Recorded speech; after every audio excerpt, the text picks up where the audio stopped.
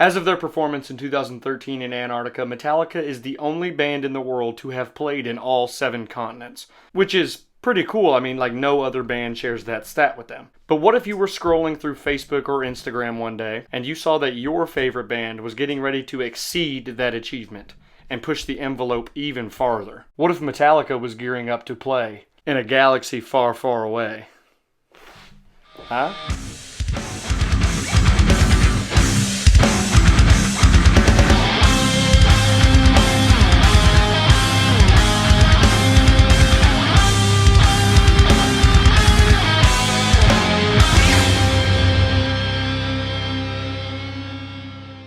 Hey everyone, thanks for clicking on another video. Today I'm going to go over the top 5 best locations in the Star Wars universe to host a rock and roll show. Coming in at number 5, the first location I want to talk about is the Mos Eisley Cantina. You will never find a more wretched hive of scum and villainy. Hold up everyone, I gotta hit this real quick.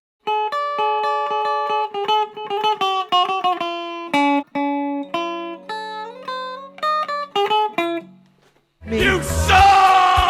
The equivalent of Mos Eisley here on Earth would be that really crappy bar that you never want to step foot in, but your friend in a shitty local band would always invite you to come see him at. You could see a decent enough band there and have a decent enough time without feeling like you were ever in danger or anything. But as soon as you walked outside and headed to your car, you'd have an alleyway on your right side with somebody looking at you like this. You wanna buy some death sticks? And then an alleyway on your left side and someone's giving you a look that says, I'm gonna put a bullet in your head.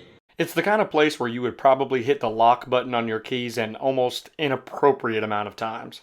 The inside would be super shitty, but the low price of the alcohol would make it not really matter. Coming in at number 4, the next venue would be the Coruscant Senate Room. This venue would be the most likely to host the more arena rock bands. You know, it'd probably have the kind of band that you wouldn't mind going to see with your mom or something like that.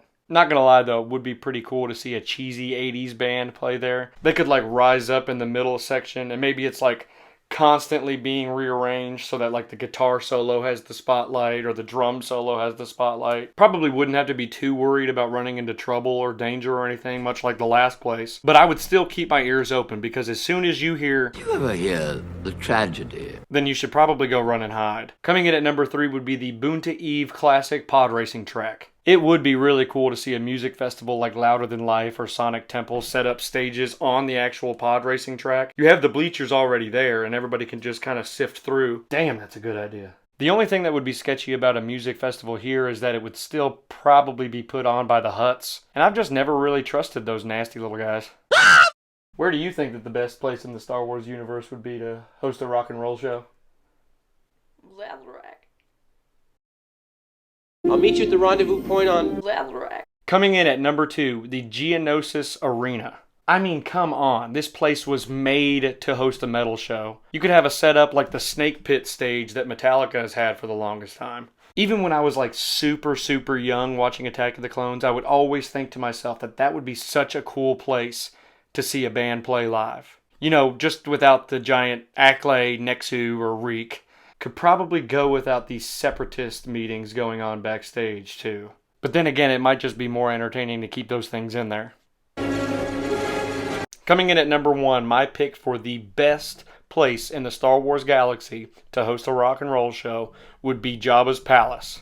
Would be a little bit like the Cantina, but much worse. Would probably be home to the weird, creepy biker gangs and drug dealers who seem a little bit too high on their own supply. I could see this venue easily being the place that hosts those real underground, real heavy bands that still somehow manage to sell out every show. You would also be walking into a place like this well aware of the fact that you could possibly die here. No doubt in my mind that the Rancor Gate would be where everybody goes to mosh. You could kind of have a Russian roulette thing where it's like the last guy on the gate is the most metal. But then he, you know, suffers Luke's fate in the beginning of Return of the Jedi. Although you may get an even heavier act underneath. All I know is that the breakdown is about to go stupid heavy when the bassist looks at you like this.